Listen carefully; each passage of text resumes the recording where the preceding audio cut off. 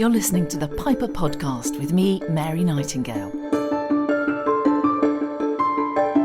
Piper is the leading specialist investor in consumer-branded businesses and has spent more than 30 years funding and helping founders and entrepreneurs grow successful brands such as Boden, Pitcher & Piano and Maxi Muscle.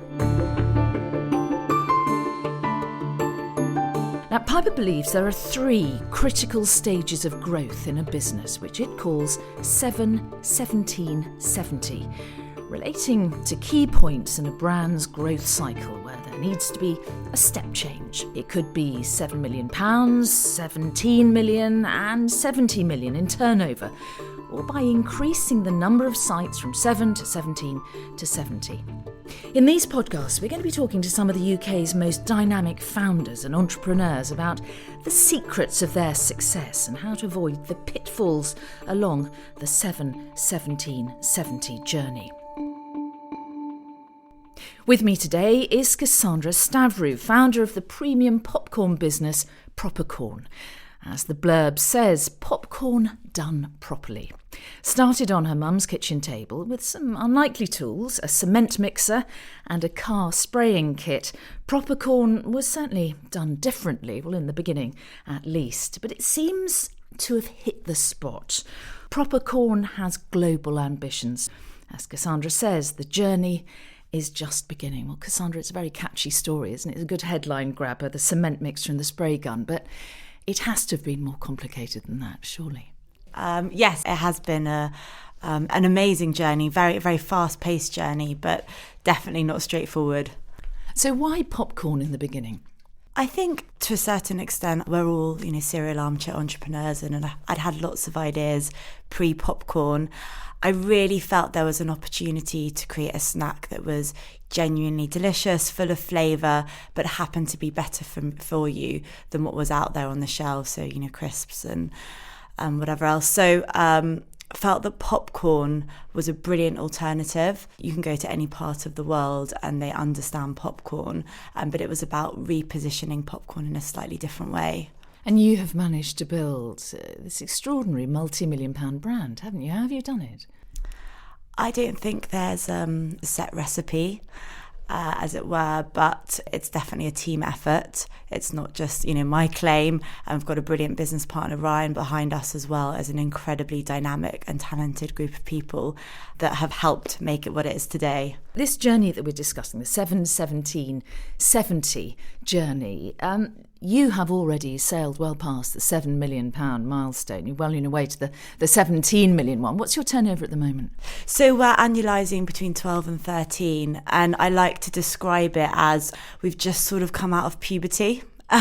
So, we've kind of skipped through the startup phase where it's very fast paced, very intuitive. And then you kind of come through puberty where you are figuring out who you are. You need to professionalise the business a little bit as you head into kind of SME. What does that equate to in terms of packets of popcorn? So we sell roughly 3 million bags of popcorn a month to about 10 countries across Europe.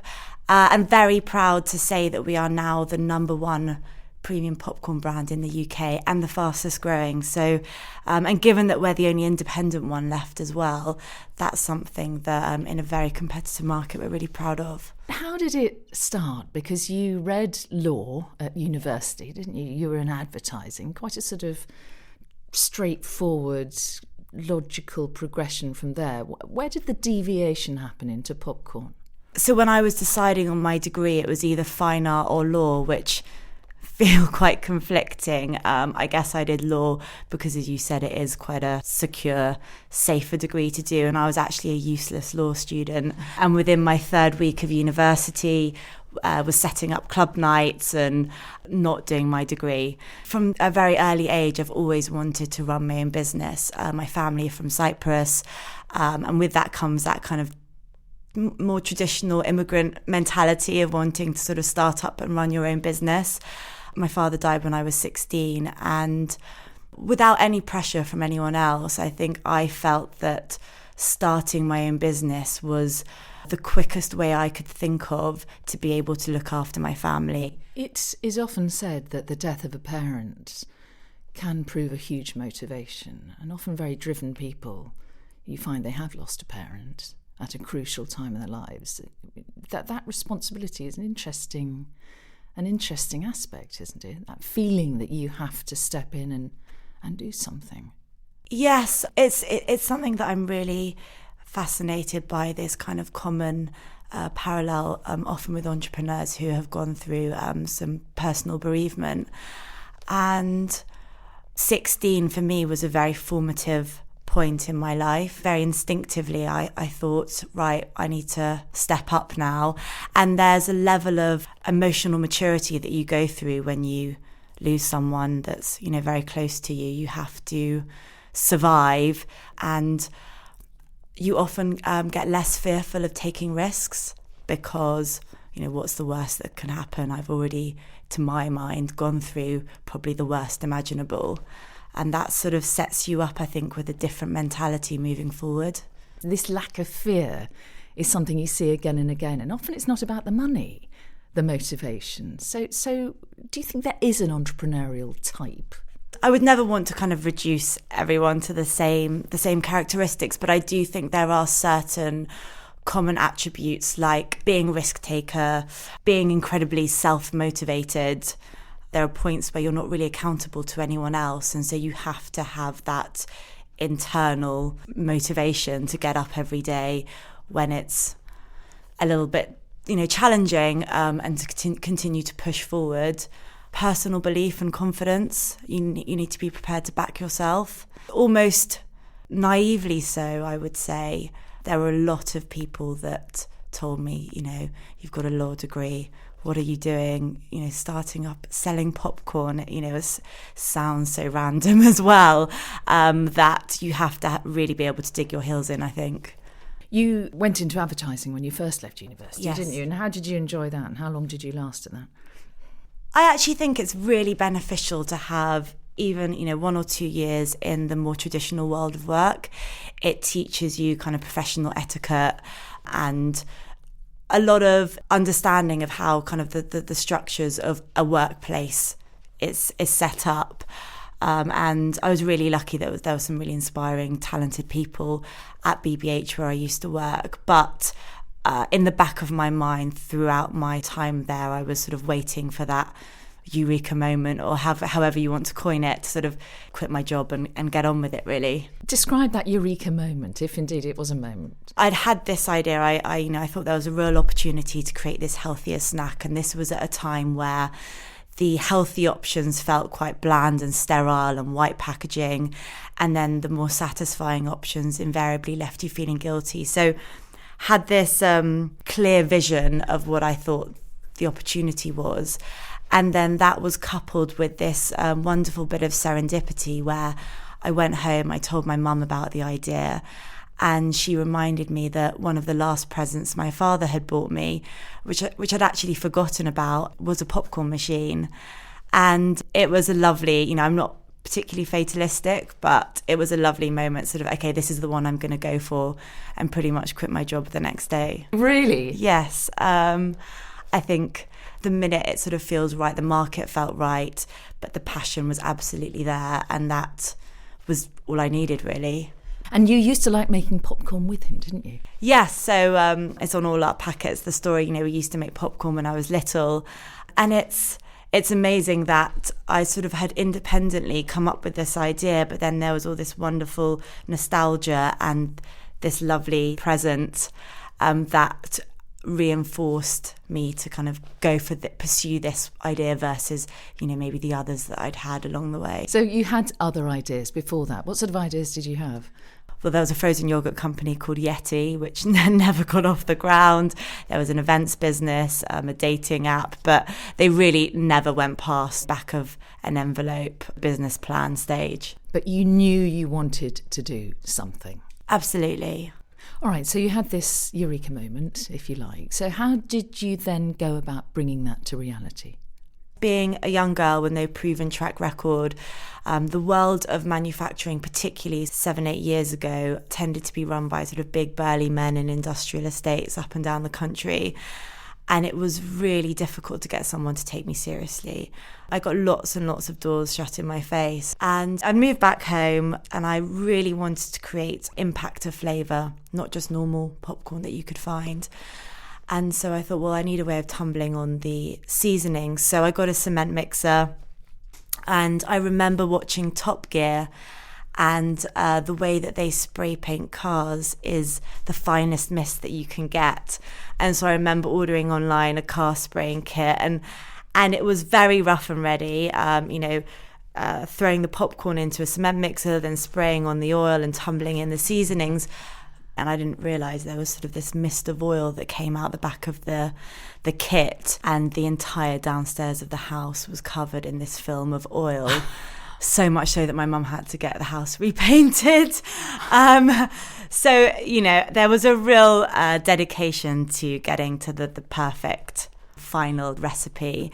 There wasn't a linear path that you take. It's about getting all the various parts of the business going at the same time. So from how to set up the trademark and get the company registered, starting to design and build the brand, sort out the supply chain and find the right manufacturer, and you have to just sort of start those different parts moving at the same time.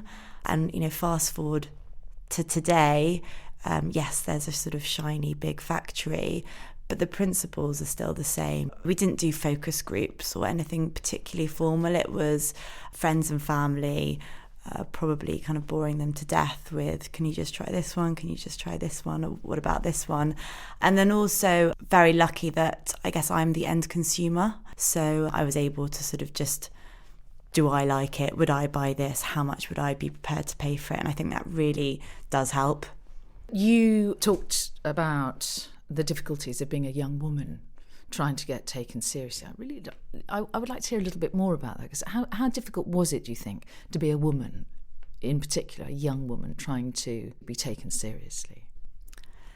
Yeah, I think you almost become a little bit numb to what isn't acceptable. The amount of times I've been in a meeting and the business questions, the more sort of formal business questions are directed to the man in the room, and the more sort of creative questions are directed towards me. I remember actually one of the distributors in a different language said to the buyer, "Oh, you've brought a pretty promo girl with you to help sell the product, have you?" And was quite embarrassed when he realised I'd understood. And actually it was, I was there to talk about my company. And there's reams and reams and reams of examples that I could give where there definitely is a different kind of treatment that you're given as a girl.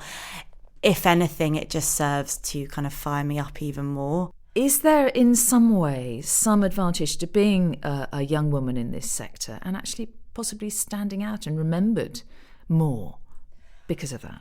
I think what's fantastic, particularly today, is that the recognition and the advocacy of women in business is becoming something that is being spoken about more than ever before. And that's brilliant, because it really does pave the way for other young girls to sort of aspire. But for me, I'd much rather that the success was recognised as more gender blind, that I wasn't seen as a successful woman in business, but more just a successful person. I'm going to read you something a quote, a Cassandra quote. You said, "Starting your own business might sound full of glamour and adventure, but the reality for most is far from that. It can be massively lonely." Do you remember feeling lonely at the beginning? Yes, particularly in those first couple of years when I was trying to get the business off the ground. One of the best bits of advice I was ever given is, you don't need to do this on your own. There's no point to prove here. And a very good friend of mine, Ryan, was at a point in his career where he was looking to get involved in something and had always been very supportive and interested in the idea. And we decided to work together informally at the beginning, and it just worked, really complemented each other. We were able to bring different things to the business. And, one of the best decisions I ever made was bringing that sort of co-founder on board. I have so much respect for people that do it on their own, because it's incredibly hard. Is everything better by having a partner, do you think? I think so. It doesn't come without complications. It's still a relationship that you need to manage through brilliant communication and trust and absolute shared vision. You're sharing the load, and you can go out there and champion the brand and push the business twice as fast. How does the responsibility divide between the two of you? Do you instinctively know which one of you should do a particular aspect of the business, or do you do everything together, or how does it work? I think in the first sort of startup phase of the business, it was a little bit more muddled. I think that's quite typical. You're kind of both running around like headless chickens doing everything, salespeople one day trying to sort of agree the business plan, another day being creative, another day. So we were sort of in the thick of it together. As the business matures, we are explicitly defining our roles more and more. And I would say that Ryan is an amazing sales force and has incredible energy and drive and ambition. And then I'm more on the sort of brand product side of things. But we both love the commercial strategy. We do come together. We've had to work really hard at keeping our relationship positive and productive because, there's a lot of stress on both of you and a huge amount of pressure. And I've heard lots and lots of horror stories of co-founders falling out, and it's not plain sailing. You're listening to the Piper podcast with me, Mary Nightingale, talking to the founder of Propercorn, Cassandra Stavrou. To return to this theme that we're talking about of 7-17-70, the road to your first 7 million, describe that. How long did that take?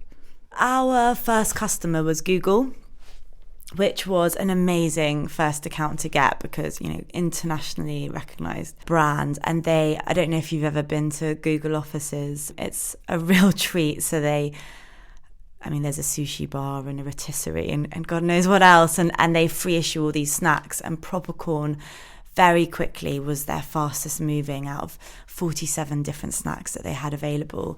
And that was, from a business perspective, that was an amazing first.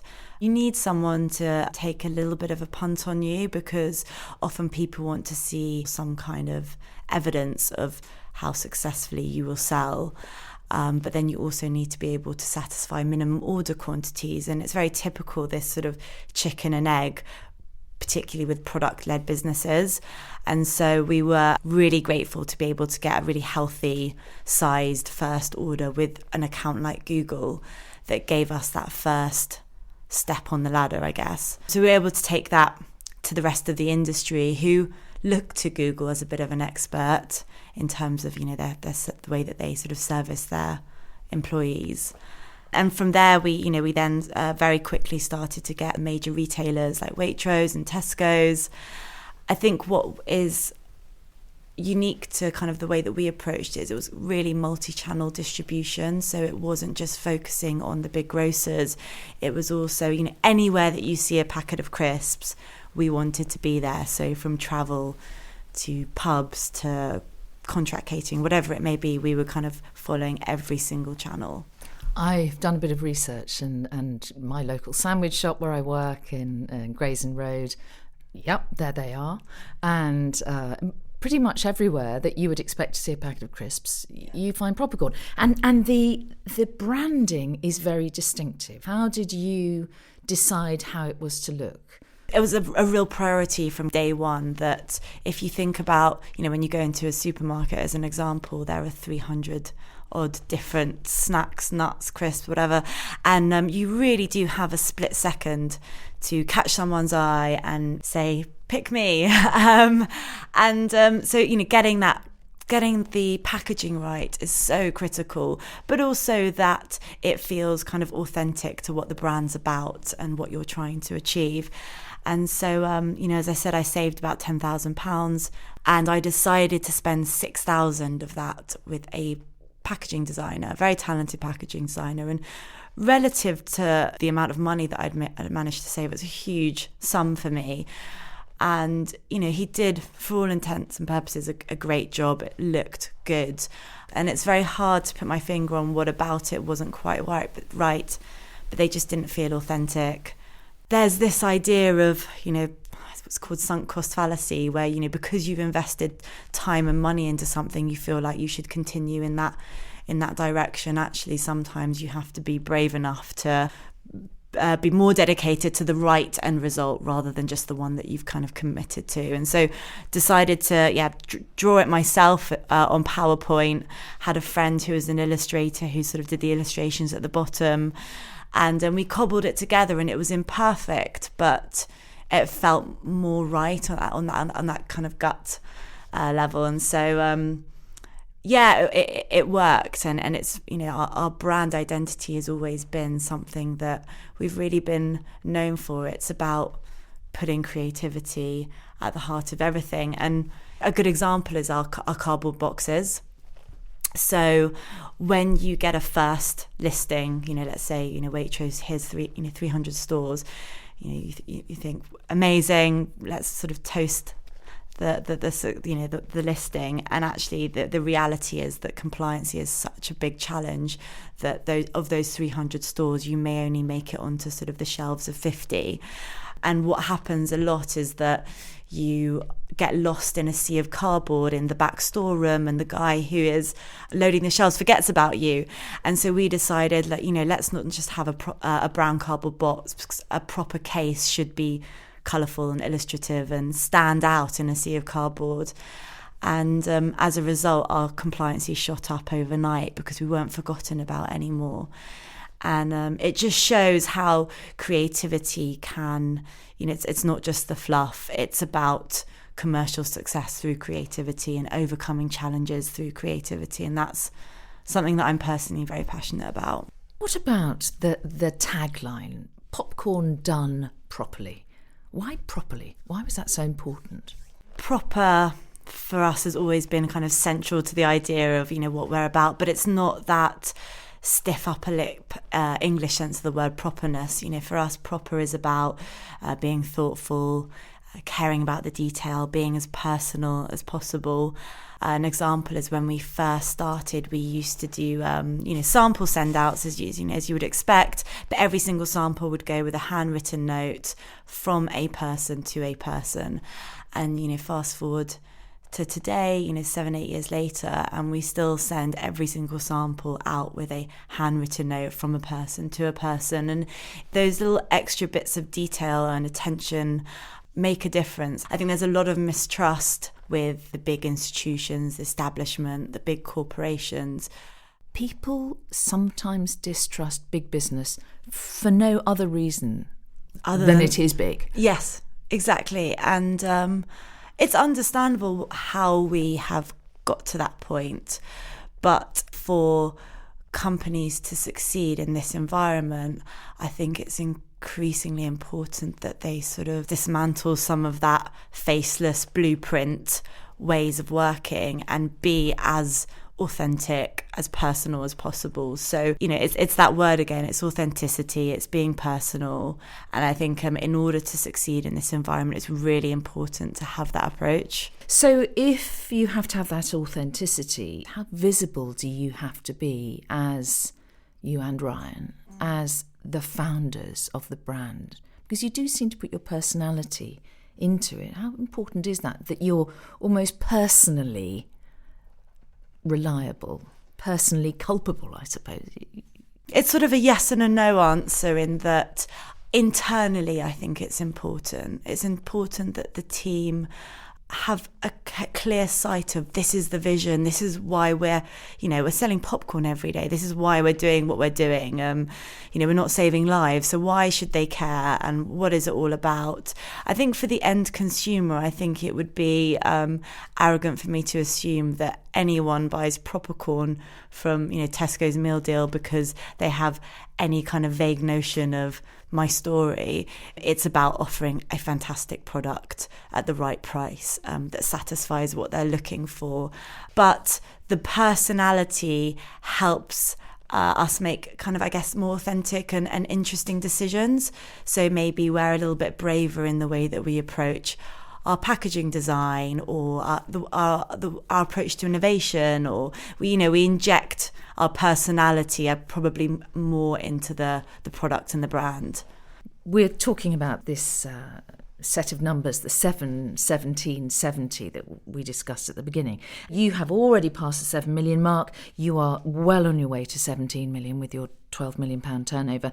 What have been the biggest challenges? The people bit is the hardest bit to get right, both in the recruitment, the retention, the right people being in the business at the right time as well. So an example is when you start, you're all, very entrepreneurial. It's probably a little bit more chaotic, a lot less sort of structure and formal sort of process. But that's really what's required. And then as we've discussed, you go through to this sort of more adolescent phase where you do need a little bit more structure. And that's not right for everyone. And it's certainly not always right for the people that were there for that first chapter. So has the makeup of the business changed, and have you lost people along the way?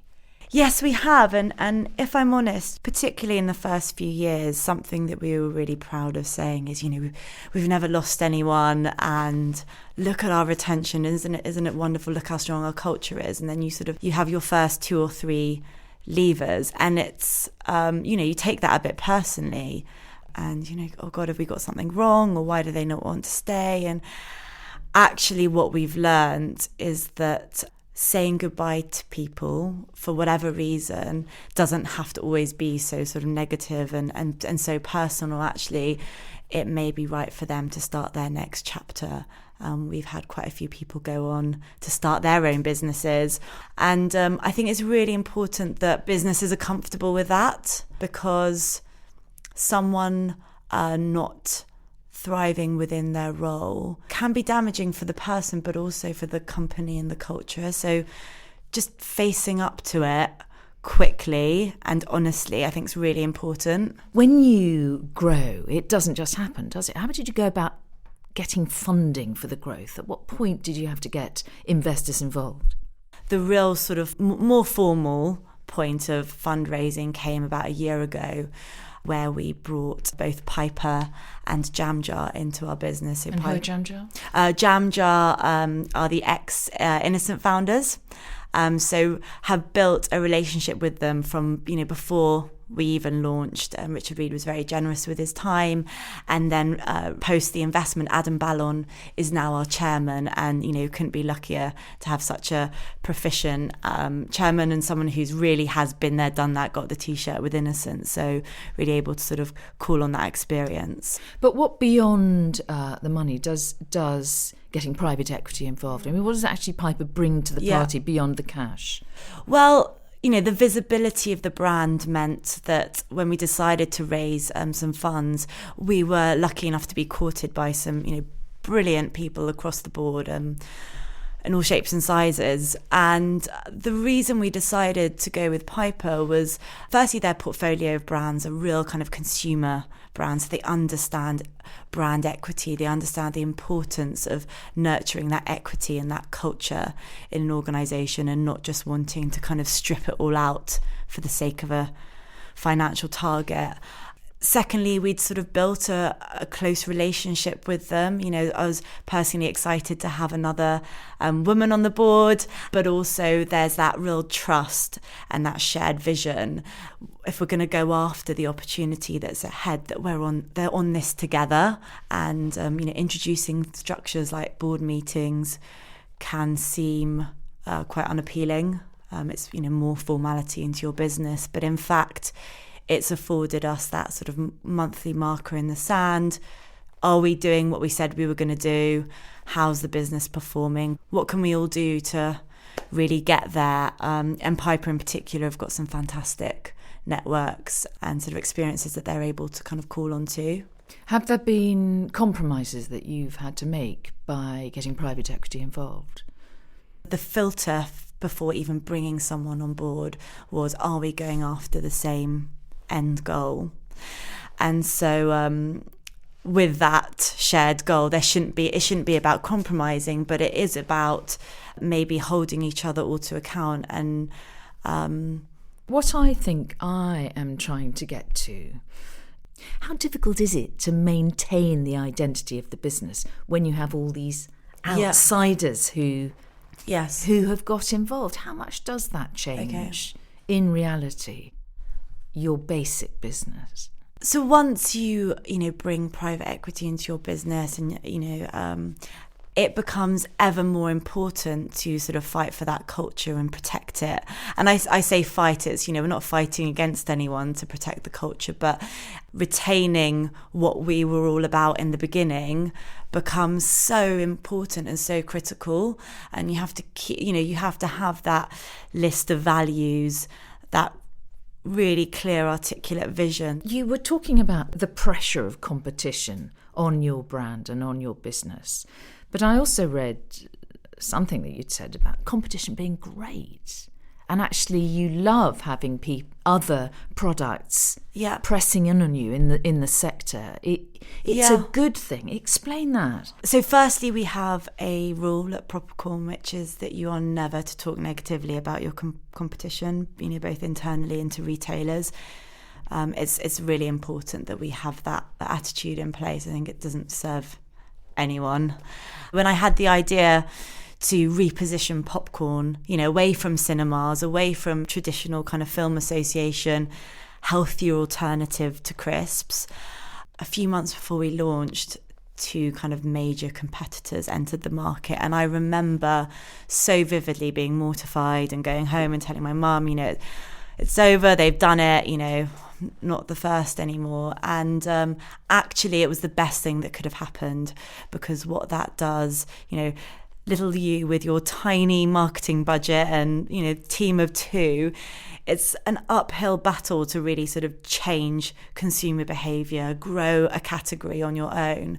Whereas if you have competition, it put popcorn on the agenda. It made major retailers look at the category in a different way. And then it's our job to make sure that we're the best. Talk to me about the expansion. You're already in 11 countries in Europe. The next stage presumably is to go truly global. How does that work, and how difficult has it been to introduce the product into different countries? 80% of what we're working with in terms of, healthy snacking, a more health conscious consumer, those sorts of trends truly are global.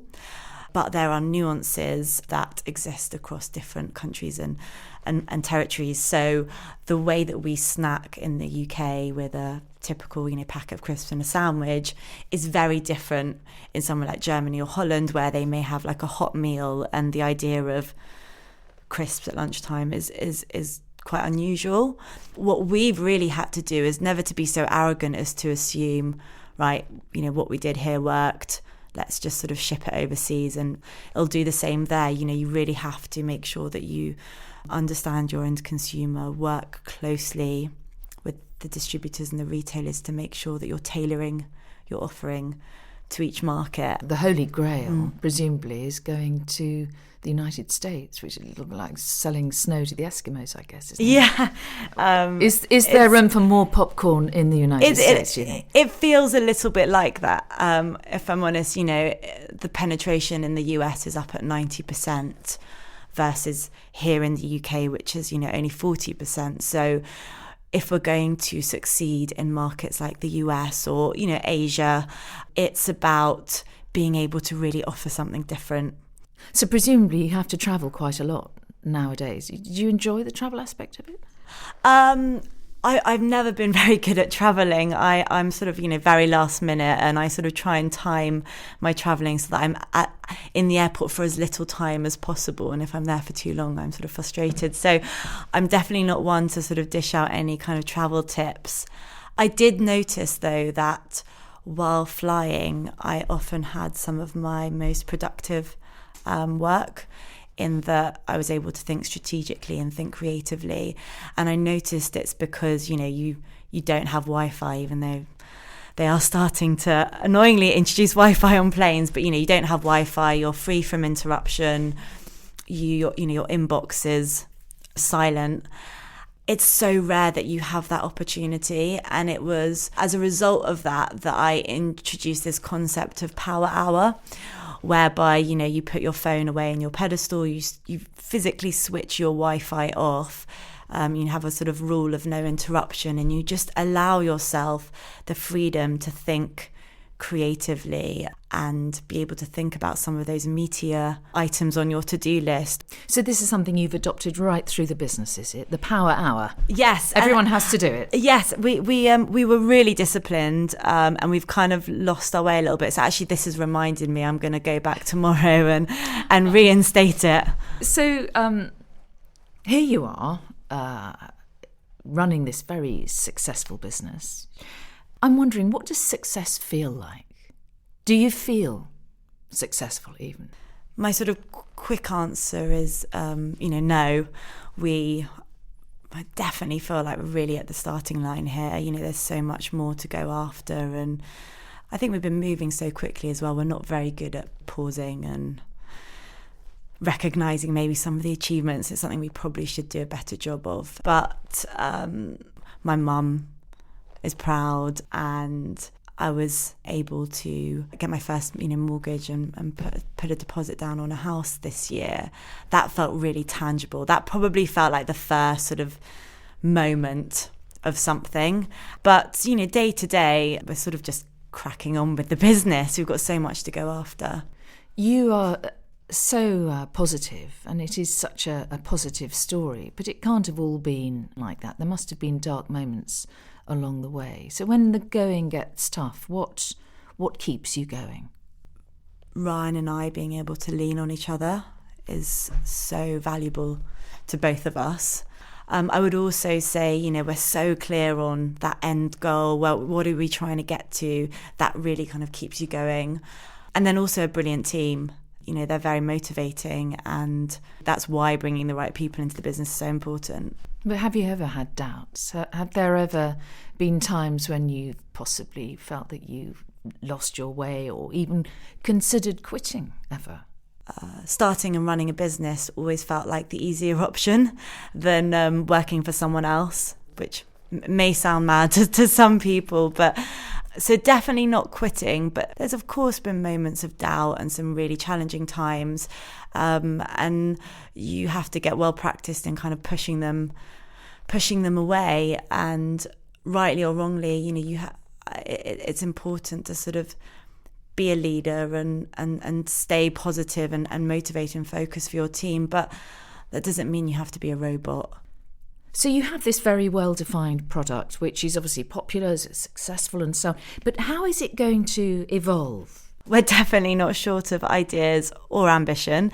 And so actually sometimes our biggest challenge is just picking sort of the 2 or 3 priorities. But I would say that in terms of international expansion, we're going to be going after new markets. From a product perspective, we definitely feel like we can move beyond popcorn.